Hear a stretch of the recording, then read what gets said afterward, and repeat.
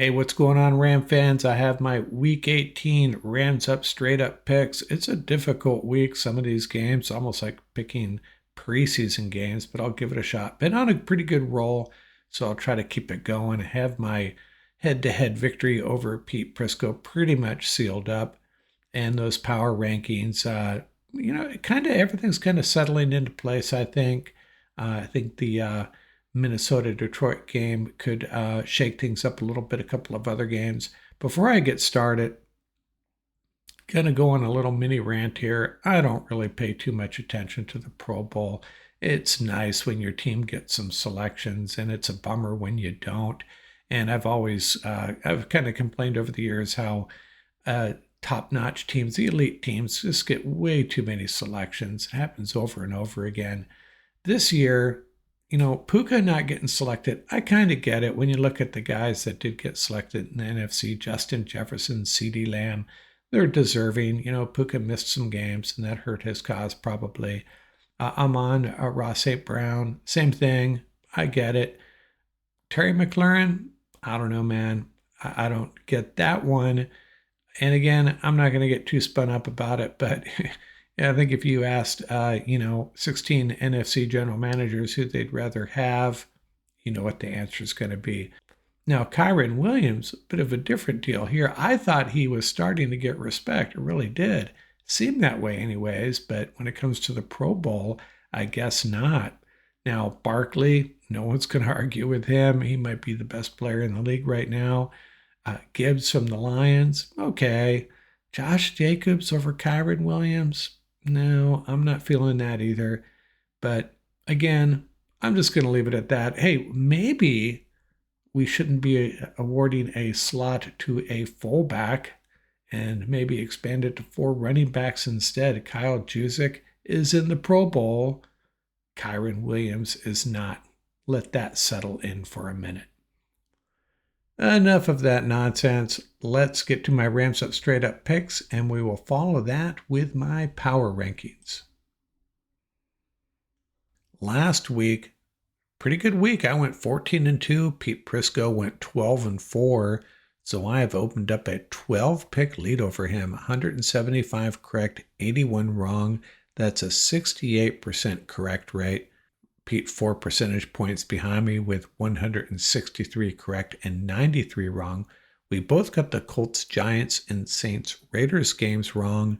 The other two we disagreed upon. Both went my way. I had the Vikings over the Packers and the Lions over the 49ers. Now, Week 18 can be one of the dicier weeks to pick. It's just really difficult. Some teams are all in. Other teams resting guys ready for their playoff run.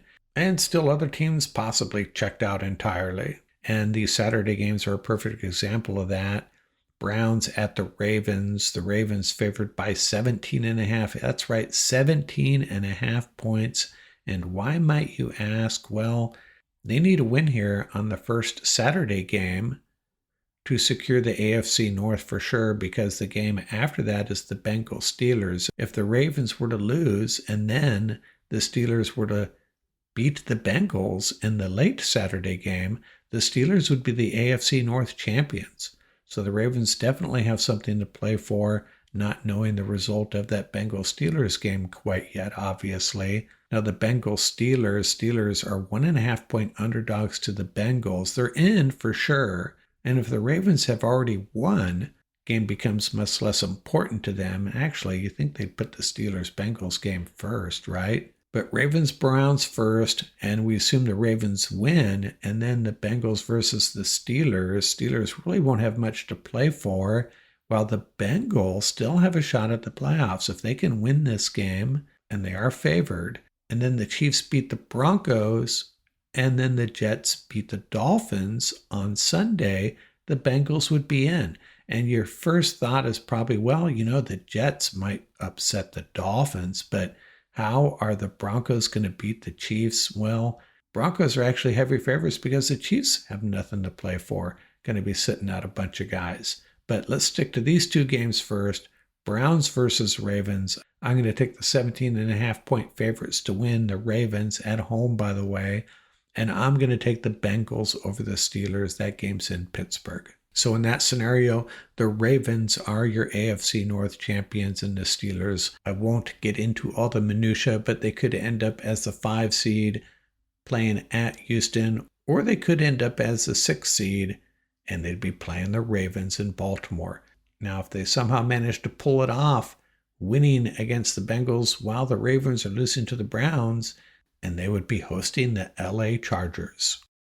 The next two games, NFC South battles, the Panthers at the Falcons -9, the Saints at the Bucks -13. And the Falcons and Bucks both have something on the line. That's why they are heavy favorites, while the Panthers and Saints may be more motivated to lose. Not saying the players are, but the general manager and scouting department is probably hoping they lose. Bucks win and they are in. They are the NFC South champions. If they lose and the Falcons lose, Bucks are in. If the Bucks lose and the Falcons win, it is the Atlanta Falcons that will be the NFC South champion. Both these teams, both playing at home, and I think they both win, although the Panthers could give the Falcons a little bit of a battle. Next two games on the docket here, the Bears at the Packers -9 and the Commanders at the Cowboys +4.5. And, the one problem with the Washington Commanders, their new name is, it's too many letters, really creates a problem fitting them on a slide. That's all I'm going to say about that. But these two games are related. Right now, the Packers are the 7 seed. The Commanders are the 6 seed in the NFC. And the only way that changes is if the Packers win and the Commanders lose. The NFL has smartly scheduled these games at the same time. Makes sense, right? That's what they tend to do. Packers will roll over the Bears, and the Commanders at Dallas should be a fun game. Would not be surprised if the Cowboys pulled off the upset here and helped the Packers out, but I am going to take the Commanders. What's up next? We have the Bills at the Patriots. Bills favored by 3. And the Giants at the Eagles. Eagles favored by 3. And these games have similarities. Well, 2 similarities. The first one is they're basically meaningless. And the second is we got a couple of number 2 seeds in these 2 games. The Bills are locked in as the number 2 seed in the AFC, and the Eagles locked in, same deal, in the NFC. Trailing 2 teams with 14 wins, but they play each other, so the Eagles have no hope of improving their seeding. Makes it really difficult to predict these games. The Patriots, the number 1 pick in the NFL draft, are they going to screw that up? I don't think so. I think the Bills are going to win. And as meaningless as this game is for the Eagles, I don't care who plays for the Eagles, they'll beat the Giants at home. Next 4 games on the slate. Jags at Colts. Colts favored by 4.5 at home. They really blew their chance last week. I think they'll rebound here, break in form. Usually pick the Jags, it seems like. I'll take the Colts in this one. Texans at the Titans. Titans favored by 1. Texans will be sitting out a bunch of guys as they prepare for their playoff opener. And I guess I'll take the Titans here. Who the heck knows? 49ers at the Cardinals. This is like picking preseason games, some of these. 49ers a 1-point favorite playing in Arizona. 2 really inconsistent teams. What do you do with this one? I guess I'll take the Cardinals. Who knows? Flip a coin on that one. And then the one game that does count for something, the Chiefs at the Broncos. Broncos favored by 10. Why? Well, we talked about it when we were talking about those other games being played in the AFC. Broncos win it and they're in. Chiefs, the number 1 seed, locked down. The Broncos at home as well, so they will win this game. If they blow this, they don't deserve to be in the playoffs, and they won't be in the playoffs. Dolphins at the Jets, being played at the same time as that Chiefs-Broncos game. Now remember, Broncos lose, Dolphins win. The Dolphins are in the playoffs and the Broncos are out. If the Bengals win Saturday and both of these teams lose, the Bengals are in. So these 2 games are extremely important. So both teams will be scoreboard watching a little bit, whether they admit it or not. Dolphins got to play in the cold, I assume, in New York. I think they win this game. The Jets and Aaron Rodgers, man, kind of pathetic. Chargers at the Raiders. Chargers favored by 5.5. Chargers playing really good football. Finally got their offense running on all cylinders. They will win this game. Vikings at the Lions. This is the big one. Sunday night for all the marbles. Lions favored by 2.5. Both teams playing really good football right now, although the Lions defense a little suspect. In Detroit, I think the Lions win this one. I'm kind of pulling for the Vikings. I would love to see the Lions drop to the 5 seed. That would be kind of sweet. Kind of changed how I feel about the Lions. Used to kind of pull for them. Not anymore, but I think they win this game. And the final game, Seahawks at the Rams. Seahawks favored by 3. They'll probably be going out a little bit more than the Rams will, maybe padding some stats along the defensive front there is my concern. If the Rams play a bunch of backups along the offensive line, it could get a little ugly depending on their temperament there, how aggressive the Seahawks want to be getting to Jimmy G, although I assume the Rams will be handing the ball off to the likes of Ronnie Rivers and hopefully Cody Schrader. McVay indicating Blake Corum's going to get a heavy workload, thought he might sit it out as well. So it's probably going to be Corum, Cody Schrader, and some Ronnie Rivers as well. But I'm going to take the Seahawks in this fairly meaningless game. Well, it counts for the Rams. They likely will drop to the 4 seed if they lose this. But I'm okay with that. I think Sean McVay is okay with that as well. So I'll take the Seahawks. Those are my Rams up straight up picks. Got it locked up over Pete Prisco. 12-pick lead over him. That's not going to change this week, so I will celebrate my winning season. And we'll continue this into the playoffs where it'll get a little bit more hairy, a little bit more difficult picking straight up winners for sure. And how about these power rankings? We'll start out with the green room. I have one team moving in and one team moving out. Moving out is the Seattle Seahawks out of the playoffs, and they beat the Bears 6-3 on Thursday night, and that there is enough for me to move them out of the green room. Shouldn't even be getting a sniff of the top 12 at this point. And moving in, the Cincinnati Bengals, and I've been harping on this for a while.